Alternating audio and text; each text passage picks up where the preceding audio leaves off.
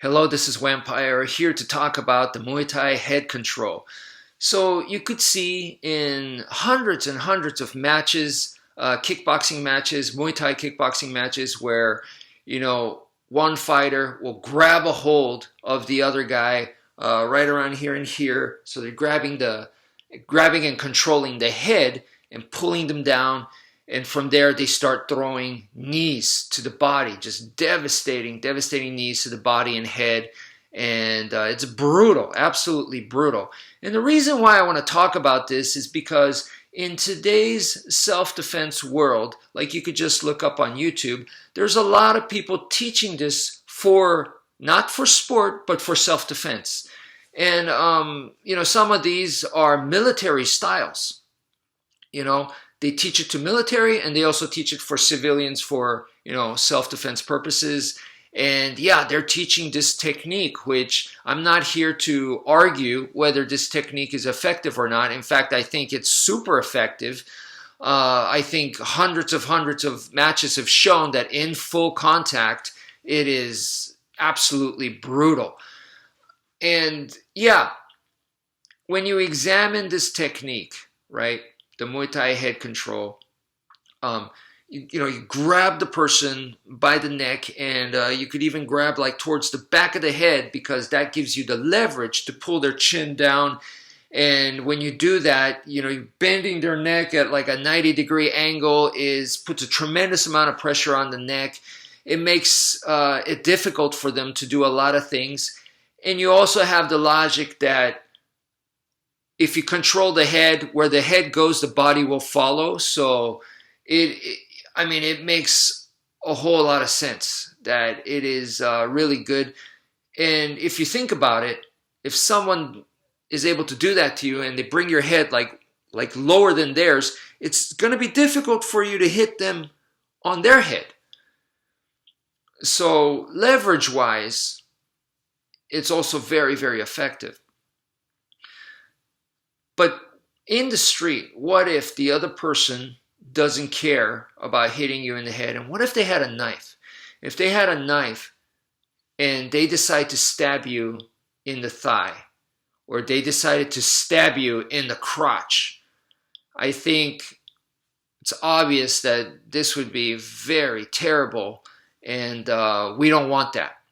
So it just makes me think that against someone with a knife, if you do the Muay Thai head control, you're going to be very vulnerable in your lower body for sure.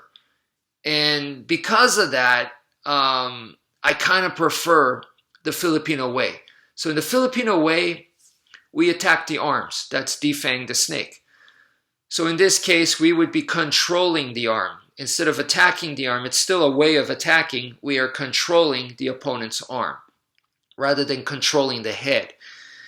And against the knife, it just makes sense to do that. Absolutely. Want to be controlling the hand or the arm that has the knife. If you don't, terrible things can happen. So for me, it's almost like a no-brainer that I would do that instead of the head control. But then, people might say, well, then if the guy has a knife, don't do the head control. But the problem with that is it's not always easy to tell, does he have a knife or does he not have a knife?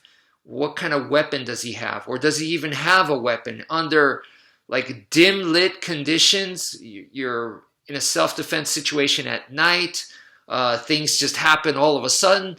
It's hard to tell. And I would rather just assume that he has a knife. So in that case, it just still makes sense to go for the arm, even if I don't think he has a weapon. I'd like to assume that a weapon could come into play at any point. So I would just go for the arm anyway. I'm not saying that going for the arm is better than going for the head. In fact, the head control may be more powerful. I have no problem admitting that. If you do that, you could, once again, those knees can be devastating. Even from here, you could punch and you could do stuff to their face because you're controlling the head and the head's right there.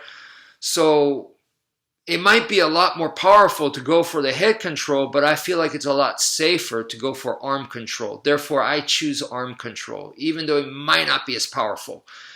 And the Filipino way has been one skill for multiple scenarios. And I really like that. So it doesn't matter if the guy has a knife, some kind of impact weapon like a baseball bat, or the guy has a pistol, or the guy's empty hand. It doesn't matter. The Filipino way is you go for the arms the whole time, the entire way.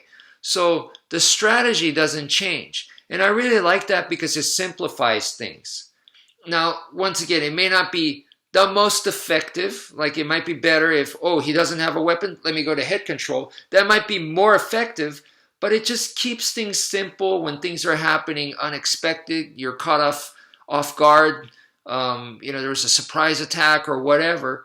It's nice to simplify things. I don't have to figure out what kind of weapon does he have. I have a disarm or a defense against a gun. I have a different technique against a knife and a completely different technique against a baseball bat. So rather than having to change all that, it's just nice to have just one method that covers all of that. So just something to think about. I'm not saying the Filipino method is the best. Like I said, I have no problem admitting that the head control probably is way more powerful, but it's nice that it simplifies things, and it's nice that it's safer if the guy has a knife. So that's it for now. Thank you for viewing, and take care, folks.